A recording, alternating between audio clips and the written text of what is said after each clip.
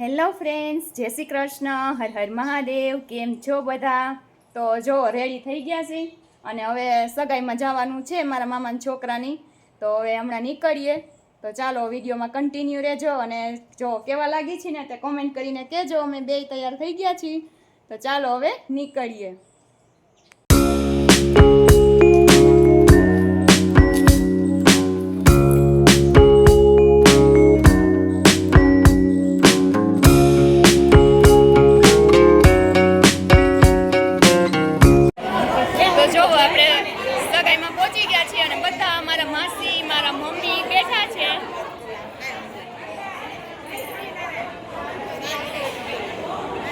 કેટલા માસી છે મારે જોઈ આ બધા.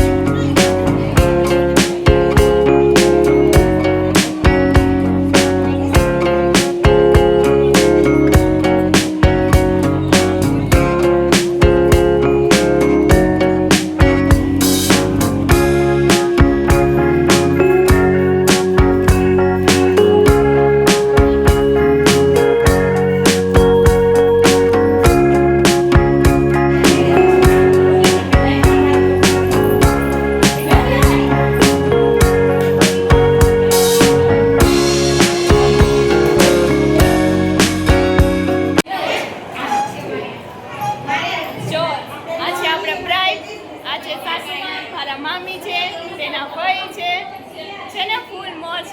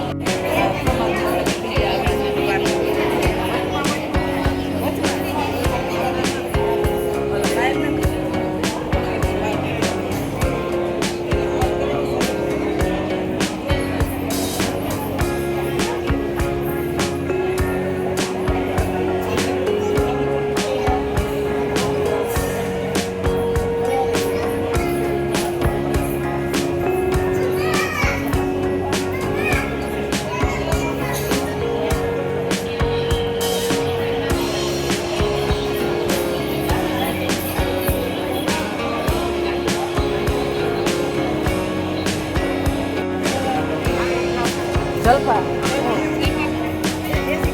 રેખા રેખા કરે જલપા તો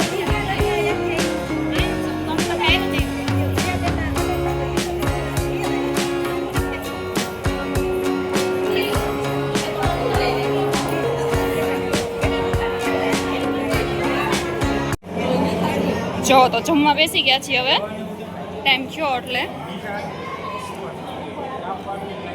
બધા વાતો કરે છે અને જમે છે. ચાલો તો વાગી ગયા છે 6 અને બધા કામ પતાવ્યા. ચા પીધો, વાસણ સાફ કર્યા, દીદીએ કપડાં હકેલા એ ગોઠવા, કપડાં મારા નવા હતા એ ધોઈને જોડ્યો, સરારા હતો એ હૂકવી દીધો, કચરો વાળ્યો અને આ બે ભાઈઓની ધમાલ તો ચાલુ જ હોય. બધું એનું ઉપાડ્યું. જોવો કાંઈકનું કાંઈક તો એને ઘટતું જ હોય. તો ગયા હતા જ સગાઈમાં અને બધા અહીંયા ઘણા મારા વ્યુઅરને સબસ્ક્રાઈબર મળ્યા. તો કહેતા હતા કે તમારા વિડીયો જોવાની ખૂબ મજા આવે છે, કે બહુ મજા આવે છે, સારા વિડીયો બનાવો છો. તો બધાને થેન્ક યુ સો મચ. ખૂબ ખૂબ આભાર તમારો કે તમે વિડીયો જોવો છો, સપોર્ટ કરો છો અને તમને મારા વિડીયો જોવા ગમે છે. તો તમને શોર્ટ વિડીયો જોવા ગમે છે, મિની વ્લોગ ગમે કે લોંગ વિડીયો ગમે છે તો કોમેન્ટમાં કહેજો. અને હવે સાંજની રસોઈ બનાવવાની છે. અમારું ફરાળ છે. મેં બપોરે 1 ટાણું ત્યાં જમી લીધું, જમણવાર હતો એટલે મેં નસો કે. તો હવે અમારી સૂકી ભાજી કરશું અને બધાની રસોઈ કરવાની છે. જો તો દીદી બનાવે છે રસોઈ. સૂકી ભાજીનો વઘાર માર્યો છે અને બટેટા તો ફોડવા હોતા જ એમને બાફી લીધા હતા, છાલ ઉખેરીને ફોડવા કરી. કોબી મરચાંનો સંભારો થવાનો છે, તુરિયાનું શાક, ચીબડાની કટકી અને હું બેયનું હવે ધ્યાન રાખું. બે રમે છે. પૂજન શું કરસ? કામ લ્યો, આવું કામ કરેશ.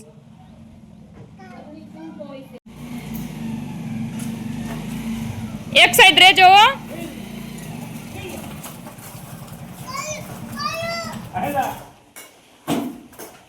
કોણ આવ્યું?